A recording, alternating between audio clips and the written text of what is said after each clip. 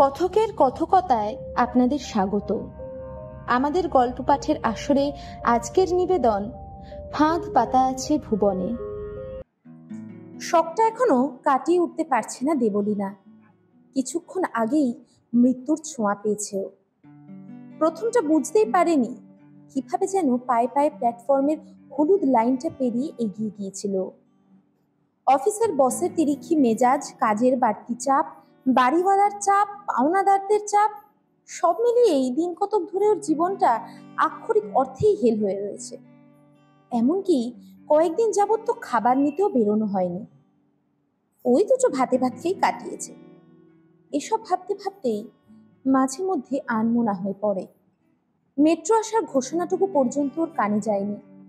হলুদ লাইনটা পেরিয়ে পা বাড়িয়েছে কি বাড়ায়নি, এমন সময় অমোঘ মৃত্যুবানের মতোই ধেয়ে এসেছিল মেট্রোটা। সেই মৃত্যুবানের বাতাস ছুঁয়ে গেছিল প্রশস্ত ললাট। মৃত্যু ভয়ে মুহূর্তের জন্য পাথর হয়ে গেছিল। অফিস টাইমে রবীন্দ্র সরোবর মেট্রো স্টেশন এমনিতেই বেশ জমজমাট থাকে। ওর এই প্রায় অ্যাক্সিডেন্টটা দেখে লোকজন এক প্রকার ওর দিকে ছুটেই এসেছিল। তারপর চেঁচামেচি আর অযথা জ্ঞান বর্ষণ পেরিয়ে মেট্রোয় উঠল দেবলীনা। আপনার উচিত এক্ষুনি ভাগ্যশ্রী লটারির একটা টিকিট কাটা। পুরুষালী কণ্ঠে ফিরে তাকায় দেবলীনা। বছর 35 কি 40-এর একটি লোক, কটা চোখ, ফর্সা রং, এক মাথা চুল। জ লাইন বোঝা না গেলেও মুখে একটা অদ্ভুত দীপ্তি আছে লোকটার।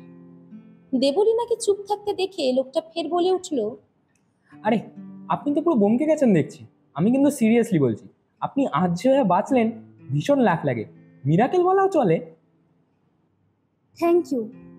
আপনি হাতটা ধরে না টানলে আজ হয়তো। রবীন্দ্র সরোবরে আর একটা প্রেতাত্মা বাড়ত। অদ্ভুত লোকটার বাচন ভঙ্গি। এই অবস্থাতেও কেমন হেসে খেলে কথা বলছে লোকটা।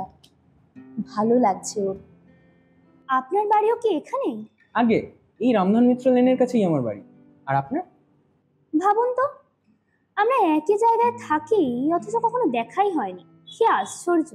এতে আর আশ্চর্যের কি, আজকালকার দিনে দুটো বাড়ির মধ্যে সাগর সমান দূরত্ব, সে পেরোনো কি আর চারটিখানি কথা? কত কথা তো বললেন, অথচ যে মানুষটা আমার প্রাণ বাঁচালো তার নামটাই এখনো জানা হলো না। শেক্সপিয়ার তো বলেই গেছে ম্যাডাম, নামে কি বা আসে যায়। আচ্ছা তাও ধরুন আমার নাম শশধর দত্ত, আর আপনার? দেবলীনা দেব। মানে বলছে কি, মানে আপনার যদি তাড়া না থাকে তাহলে একটু বসা যাক কোথাও। মনে তো হয় না আপনিও সন্ধ্যার টিফিনটুকু করতে পেরেছেন বলে। তাছাড়া আপনার যা ফাড়া কাটলো। মনে মনে একটু লজ্জা পেল দেবলীনা। আগামী 7 জন্মর কোনো তাড়া নেই। ও তো চাইছেই সময়টা থমকে থাকুক এখানে। কিন্তু লোকটা একটু বেশি খোলামেলা নয় কি? এই স্বল্প সময়ের পরিচয়ে এতখানি এগুলো কি ঠিক হচ্ছে? আপনার আপত্তি থাকলে অবশ্য। না না, আপত্তি কি আছে, চলুন। আকাশে আধভাঙা তামার পয়সার মতো চাঁদ, হাওয়ায় ব্যস্ততা, ঘাম আর কিসের যেন একটা মিষ্টি গন্ধ মিশেছে। দেবলীনার ভালো লাগছে হাওয়াটা। অনেকগুলো দিন পর আবার কাউকে আঁকড়ে ধরতে ইচ্ছে করছে। কাজ আর পাওনাদারদের টেনশন এড়িয়ে যেন কয়েক আলোকবর্ষ পেরিয়ে এসেছে সে। লোকটার বয়সটা হয়তো একটু বেশি, কিন্তু আজকাল এসবে কিছু এসে যায় কি? এসব ভাবতে ভাবতেই রতনের দোকানের সামনে পাতা বেঞ্চটায় বসে 2 প্লেট চাউমিন অর্ডার করলো দেবলীনা। আপনি কি করেন? শিকার। হ্যাঁ, শিকার? আগে মানুষ শিকার। লোকটা বলে কি, পাগল নাকি? দেবলীনার ঘাবড়ে যাওয়া মুখটা দেখে জোরে হেসে ওঠে শশধর। বলে, আরে না না, আমি একজন LIC এজেন্ট। মানুষ ধরে ধরে তাদের ভুলিয়ে ভালিয়ে একটা ইন্স্যুরেন্স করাই। শিকারের চেয়ে কম কিছু এটা? দেবলীনা হাসে। একটা বাচ্চা ছেলে এসে 2টো স্টিলের প্লেটে ধোঁয়া ওঠা চাউমিনটা দিয়ে যায়। কথা বাড়তে বাড়তে জট ছাড়ায় চাউমিন, জট ছাড়ে মনেদের। রতনের দোকানে ছোট্ট কালার টিভি। চা সিগারেট খেতে খেতে লোকজন তাতে কখনো খেলা দেখে, কখনো বা গুরুত্বপূর্ণ কোনো খবর। তারপর আলোচনা চলে রাজনীতি থেকে শুরু করে চায়ের পাতাটা আর কতবার ফোটালে আরো বেশি টেস্টি হতো। আজও একটা খবর চলছে, কলকাতা শহরে আরো একজন তরুণীর ধর্ষিত ছিন্ন ভিন্ন দেহ পাওয়া গেছে তার বাড়ি থেকে। গত বেশ কয়েক সপ্তাহ ধরে চলছে খবরটা, একেবারে হট নিউজ যাকে বলে। খাবার দোকানে খেতে বসে এসব খবর দেখলে বড্ড বিরক্তি লাগে। কি যে হচ্ছে আজকাল, খোদ শহর কলকাতায় যদি সেফ না হয়। মেয়েদের জন্য দুনিয়ার কোনো জায়গায় ঠিক সেফ নয়, বুঝলেন? সব জায়গাতেই মাটি কামড়ে লড়াই করে যেতে হয়। এই দেখুন না, আমি যদি কালকের মধ্যে পিপিটিটা জমা করতে না পারি, আমার বস আমাকে জাস্ট ঘাট ধাক্কা দেবে। শুনবেও না যে আমি প্রায় মরতে বসেছিলাম। আর এসব তো এখন আকছার ঘটছে। হায়নার মতো ওঁত পেতে রয়েছে সকলেই, সুযোগ পেলেই। সত্যি বলতে এসব লোকদের জন্য নিজেকে পুরুষ বলে পরিচয় দিতে একটু লজ্জাই লাগে। মেয়েদের বিন্দুমাত্র সম্মানটুকু যারা দিতে জানে না। শশধর বলে চলেছে, আর দেবলীনা অপলক তাকিয়ে রয়েছে ওর চোখের দিকে। খুঁজে চলেছে কথার ভাঁজে লুকিয়ে রাখা তোয়াজ। না, খুঁজে পাচ্ছে না। এর চোখ ভীষণ শান্ত, দীপ্ত। রতনের দোকান থেকে বেরিয়ে দুটো গলি ছাড়িয়েই দেবলীনার বাড়ি। শশধরের বোধহয় 3 নম্বর গলিটার শেষ দিকে। পাশাপাশি হাঁটছে দুজন, কেউ কোনো কথা বলছে না, যেন কথাদের ভান্ডার ফুরিয়ে এসেছে। একটা ইচ্ছে দলা পাকাচ্ছে দেবলীনার মনে, কিন্তু বাদ সাজছে। দ্বিতীয় গলির মুখে একটা হলদে রঙের ল্যাম্পপোস্ট। গলিটার জমাট অন্ধকার অবশ্য তাতে মুছে যায় না। এই গলির সামনে এসেই একটা কোনা ভাঙা ইটের টুকরোয় হড়কে পাটা মুচকে গেল শশধরের। দেবলীনা হাতটা ধরে না নিলে পড়েই যাচ্ছিল। আরে আরে, সাবধানে, পড়ে যাচ্ছেন তো। না না, এই ইটের টুকরোটা হঠাৎ। আপনি আসুন, আমার ঘরে একটু বসে যান। ভীষণ ব্যথা করছে? বলিনি আছে কিন্তু ঘরে। না না, তাছাড়া একজন অপরিচিত মানুষকে এভাবে হুট করে নিজের ঘরে নিয়ে যাওয়ায় কিন্তু রিস্কও আছে ম্যাডাম। আপনি কি সবসময় এরকম বাজে বকেন? আর তাছাড়া আপনি তো আর তেমন অপরিচিত নন এখন। বলছেন? বেশ, একটু না হয়। দেবলীনা আর কথা বলার সুযোগ দিল না ওকে। ধরে ধরে নিয়ে এলো ওর বাড়িতে। দোতলা বাড়ি, ঢোকার মুখে ছোট্ট গেটটা পেরিয়ে রাস্তাটা দুদিকে ভাগ হয়ে গেছে। ডান দিক ধরে গেলে দোতলায় যাওয়ার রাস্তা। দোতলায় বাড়িওয়ালা বৃদ্ধ লোকটি সস্ত্রীক বসবাস করেন। বড্ড খিটখিটে আর বদ মেজাজি লোক। এখন একজন পরপুরুষকে সঙ্গে নিয়ে ঘরে ঢুকতে দেখলেই হল্লা জুড়বে। তাই খুব সন্তর্পণে শশধরকে নিয়ে ঘরের ভিতর ঢুকে এলো। দুটো চলতা ওঠা ঘর আর অ্যাটাচ বাথরুম, এই নিয়েই থাকে দেবলীনা। এই টাকায় কলকাতা শহরে এর চেয়ে ভালো থাকার জায়গা বোধহয় আর হবে না। পাটা বেশ ভালোই মুচকেছে বুঝলেন, যন্ত্রণাও হচ্ছে। একটু যদি গরম জল করতেন। আপনাকে আবার অযথা এতটা কষ্টের মধ্যে ফেললাম। আরে ধরুন, এটা আমার টার্ন। আপনি একবার আমার প্রাণ বাঁচালেন, আর এবার আমি আপনার পা। এমন সুযোগ কি সচরাচর আসে?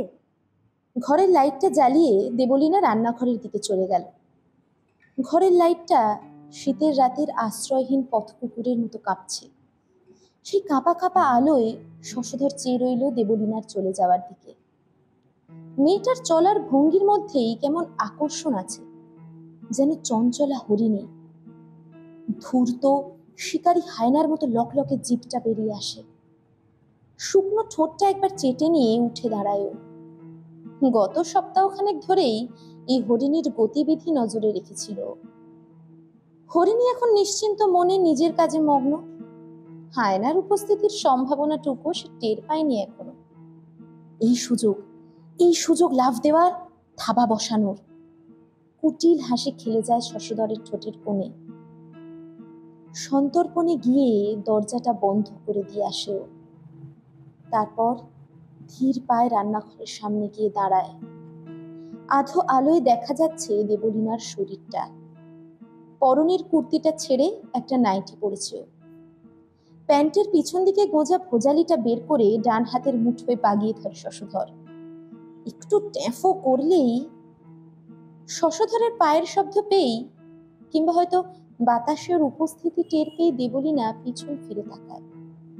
আর শশধরের এহেন মূর্তি দেখে চমকে ওঠে। এই যে মামনি, চেঁচানোর চেষ্টা কেউ করো না কিন্তু। চেঁচালেই ওই আগের মেয়েটির মতো তোমাকেও। আপনি আপনি দেবলীনার জিভ তোতলাচ্ছে।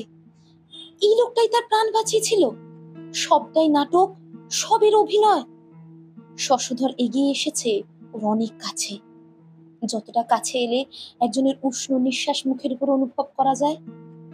ঠোঁটটা চেটে নিয়ে শশধর বলে, নাইটিটা খুলে ফেলো তো সোনা চটপট, দেরি করলে আবার আমায় কষ্ট করে। কান্না দলা পাকিয়ে উঠে এসেছে গলার কাছে। কোনো অলৌকিক কি হবে আজ? কেউ কি হঠাৎ করে চলে আসতে পারে না এখন? না, পারি না।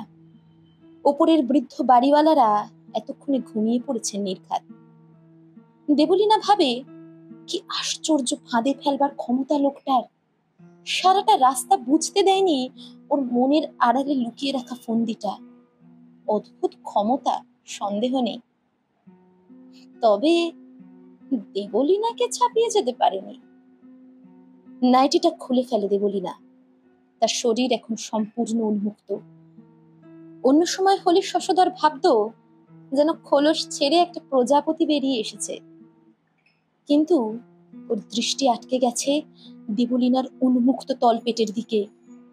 চামড়ার একটা বেল্ট দিয়ে ঘেরা রয়েছে জায়গাটা, আর তারই খাঁজে খাঁজে সুনিপুণভাবে সাজানো আছে কতগুলো ছুরি। কোনোটা সাধারণ ছুরি, কোনোটা ড্যাগার, কোনোটা বা চপার। চকিতে কয়েকটা ঘটনা ঘটে যায়। শশধর নিজেকে সামলে আক্রমণ করবার আগেই চোখের পলকে একটা ছুরি এফোর ওফোর করে দেয় ওর মাংসল পেট। ফিনকে দিয়ে বেরিয়ে আসে রক্ত। একবার, দুবার, তিনবার। শশধরকে প্রতি আক্রমণের সুযোগটুকু না দিয়ে ক্রমাগত ছুরি চালাতে থাকে দেবলীনা।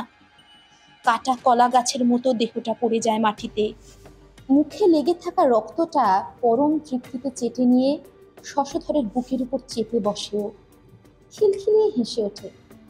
ভাগ্যিস মেট্রোতে আজ আপনি হাতটা ধরে টানলেন। আপনার ওই কাটা কাটা হ্যান্ডসাম চেহারাটা দেখে বুকের মধ্যে মোচড় দিয়ে উঠল মশাই। ঘটরখানা দেখিয়েছে বড় লোভ লাগে। না হলেও 5-7 বছরের অভিজ্ঞতা তো। আজকাল শরীর দেখলেই বুঝে যাই কতদিন আর এই ভাতে ভাত চাপিয়ে খাওয়া যায় বলুন তো মশাই। তার উপরে বাড়তি কাজের চাপ, একটুকুনি সুখ নেই কপালে। বছরখানেক হয়ে গেল সুস্বাদু খাবার খাওয়া হয় না। চপারটা শশধরের বুকের পাঁজরের পাশে সজোরে ঢুকিয়ে দেয়। সুনিপুণ দক্ষতায় কিছুটা মাংস কেটে নিয়ে চিপে দিয়ে দেয়।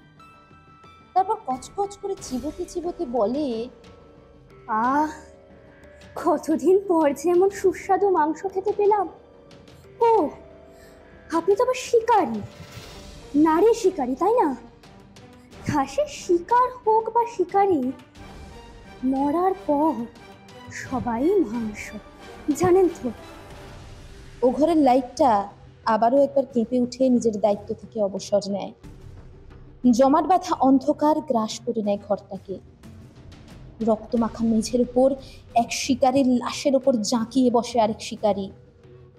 নিস্তব্ধতাকে গ্রাস করে মাংস কাটার নৃশংস আওয়াজ।